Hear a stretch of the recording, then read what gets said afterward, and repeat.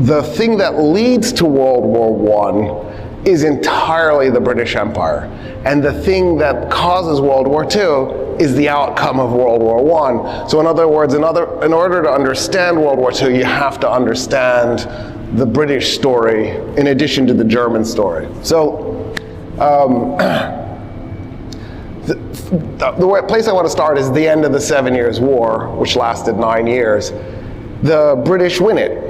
And at that moment, that was critical for the British Empire. The British had this dream of empire. They already had established it because they had the 13 colonies.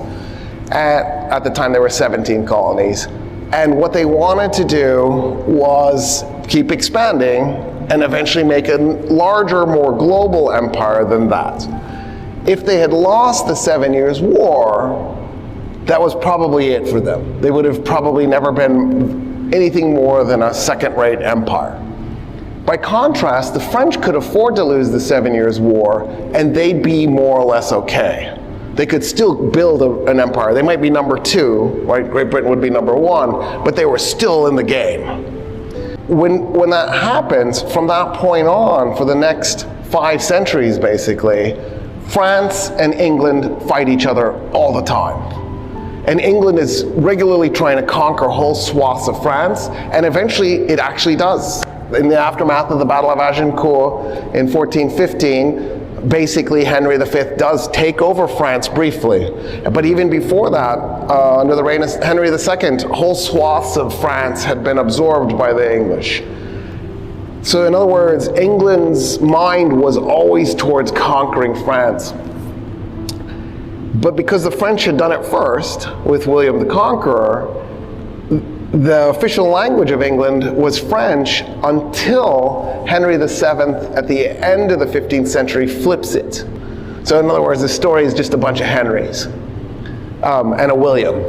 In the end, some reason, the English go, you know what, we're done with France. Well, they'll still keep fighting France, but not in France.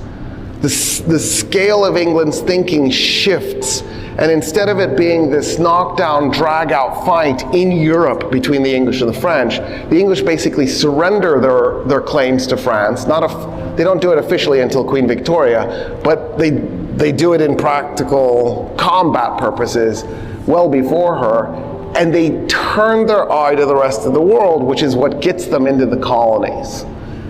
So when they beat the French in 1763 by the skin of their teeth, they almost lost. By beating the French, what the English did was they set themselves up to become the world's dominant empire. In other words, what the British had successfully done was figured out how to have their cake and eat it too. By splitting the empire in half, it allowed them to go grab India. India was brilliant.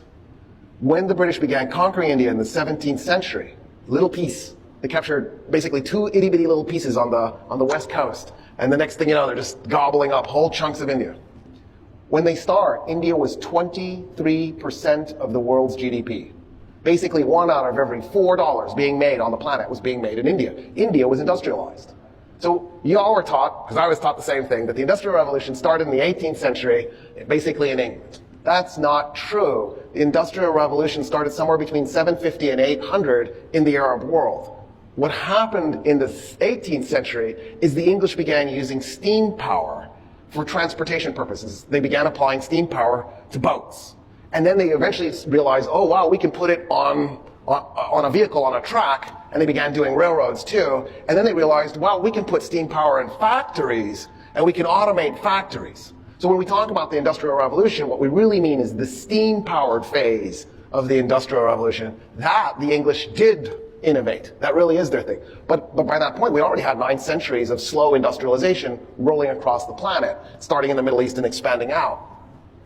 So that's also one of the causes of World War II, right, is the industrialization of the planet. Another one is capitalism. Another one is nationalism. Another factor is imperialism. So this story has all those pieces.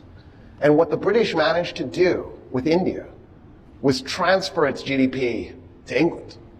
When England let India go, let is a strong word, when India got its independence post-World War II, when the British realized they couldn't hold on to it any longer, India was 4% of the world's GDP. The English had so successfully plundered India that they had effectively transferred those 19 percentage points to England. That's the genius of what the English had pulled off. They had literally deindustrialized India and then industrialized England instead. So, for example, India was one of the world's largest cotton producers. The big cotton producers were the United States, right? The US South, Egypt, India. That was where most of the world's cotton was being generated. So the British end up conquering India. They've got access to that cotton even after they'd lost us. But they can still buy our cotton. It's not like we're not going to sell it to them. So they didn't really lose us. And they're still making money off of us because, for all intents and purposes, we're still hooked into their economy. Indians made their own clothing out of that cotton. So the English ban India from making its own clothing, and then they make factories in England that make that cotton clothing, and then they sell traditional Indian clothing to India. They were making traditional Indian clothing in England, and then selling it to the Indians after banning the Indians from producing their own clothing.